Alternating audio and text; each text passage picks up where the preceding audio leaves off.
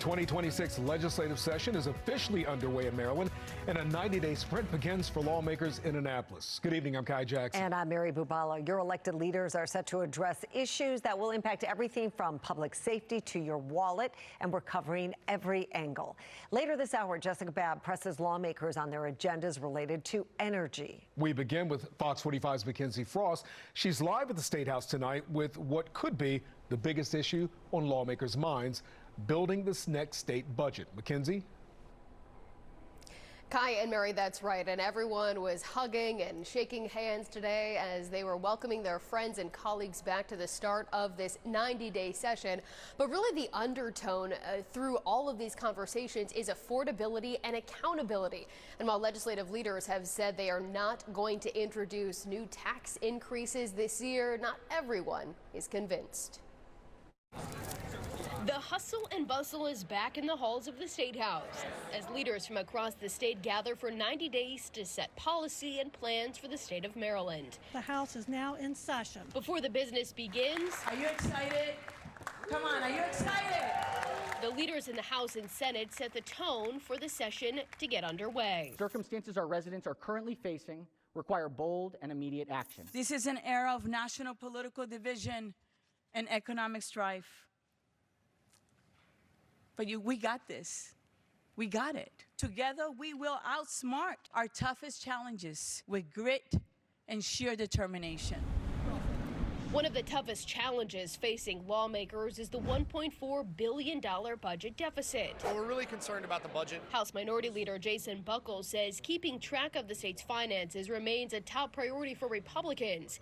While tax increases may not be part of the conversation, Speaker Joseline Pena-Melnyk has yet to take fee hikes off the table. We are going to balance the budget. We're going to have to make some cuts.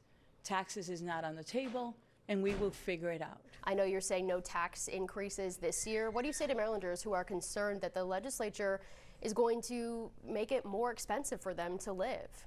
I would say that we heard them loud and clear, and we said no taxes. What about fees? The fees, we haven't even had those discussions. I can only talk to you, honestly, about what I have been party to. I'm the new kid on the block. Okay, but we will be having those discussions. But do we know that people are having a hard time making ends meet? Absolutely. And that's something Buckles says is concerning, especially coming off of last session that resulted in $1.6 billion in tax and fee increases. Apparently it didn't wind up making a bit of difference because we're back here with massive budget deficits again this year. I hope that both the Speaker and other Democratic leaders understand that, and understand that the average Maryland family cannot sustain those kind of fee increases on top of what was already done to them over the past year. Meanwhile, Republicans are also pushing a new committee on investigations, given a slew of scathing audits showing financial mismanagement with the State Highway Administration, a lack of foster care protections, and newly raised concerns about SNAP implementation. There's a big mismanagement in the state of government, and we're going to try to tackle that as well. Who's to blame for that mismanagement? You know, I get it. I think you have to blame the guy that's on top. It's his administration, it's his departments. You know, some of these things he might say, well, it was the previous administration. He's accountable for the government now. It's his responsibility. With the first of 90 days complete, God bless you all. Let's do it. The work of the Maryland's General Assembly is underway. Now, Senate Bill 1, which was already introduced and referred to a committee for a hearing, has to do with banning face coverings for regular law enforcement activities. This is one of several federal immigration-related bills we expect to see introduced this session, including an effort to ban the 287G partnership program across the state of Maryland. But also, when it comes to affordability, this will be a priority for both Democrats and Republicans in both chambers this year. That has to do with the cost of energy bills, as well as housing bills that we expect to see introduced and floated as well. When it comes to the budget, we don't have very many details right now, so it's anyone's guess, but we should see more information when the governor proposes his idea next week. So, Mackenzie, now as the session has started, we know the governor was pushing for mid-cycle redistricting. Where does that stand now that the session is underway? It's still something that is on the minds of many people here in Annapolis. We know the governor supports this, as well as the newly elected House Speaker. The governor's Redistricting Commission is continuing to meet and reviewing those maps proposed by Marylanders from across the state.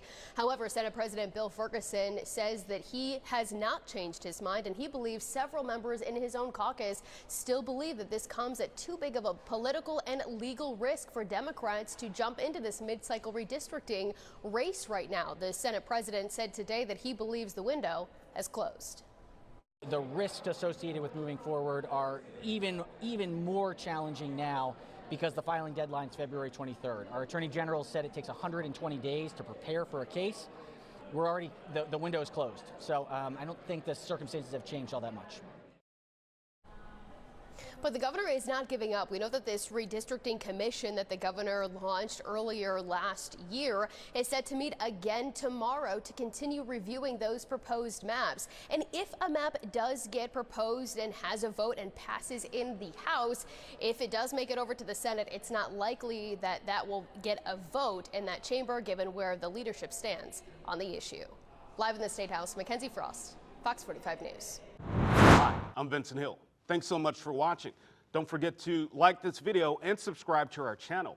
Follow Fox Baltimore on social media for more videos just like this.